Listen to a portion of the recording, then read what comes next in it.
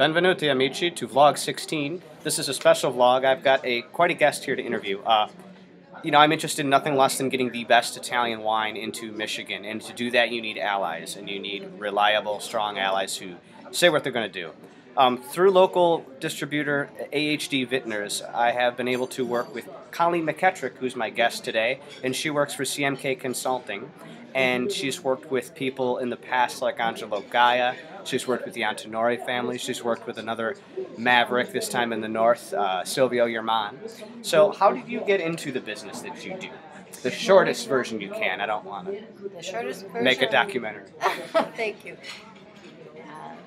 I was exposed to wine through someone in the Detroit area after having had studied in Europe. Then I realized that we needed more true wines, real wines in the Detroit area. I was tired of wines which were commercial, and I was seeking someone that could really go out and seek wines which had character, which had a story to tell. I began to work in the Detroit market, and soon after many travels and meeting personalities like Angelo, etc., I decided that Europe was the place I wanted to be, and I set off to create my career in Europe. Yeah. So like me too, it helps if you have a linguistic aptitude really to do this. I've noticed that helps.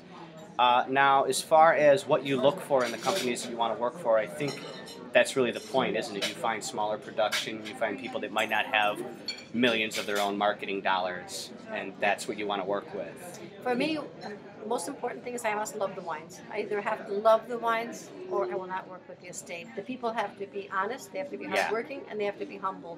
They have to know how to collaborate, they have to be the people that really, really have an idea that they want to go forward. Yeah. But at the end of the day, those characteristics plus the wines have to be true. They have to be unadulterated. They have to speak of the territory. They have to have something to say that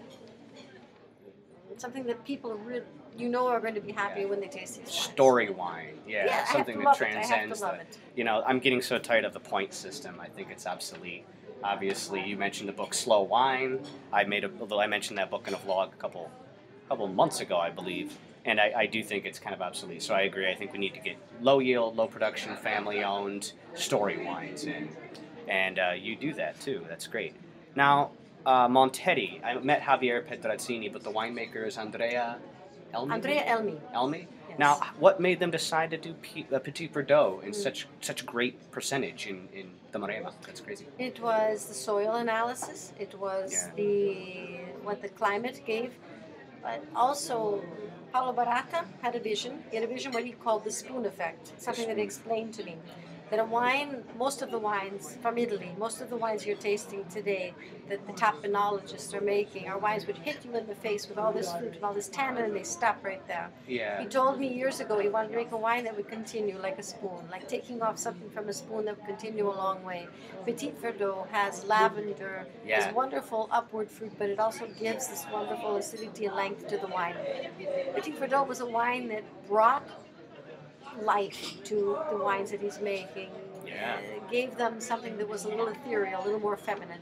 Yeah, absolutely, I agree. And I do agree that a lot of the super Tuscans in that area over-manipulated. They're kind of going for the California over-vinified fruit bomb, smack you in the face. So yeah, it is. It's more subtle. It has more to say. I think that takes more art. Also the wines of Montetti, because they're using hardly any sulfates on the wine, require a little bit of age of opening up. Once the wines are open, they really, really sing. Yeah, I agree.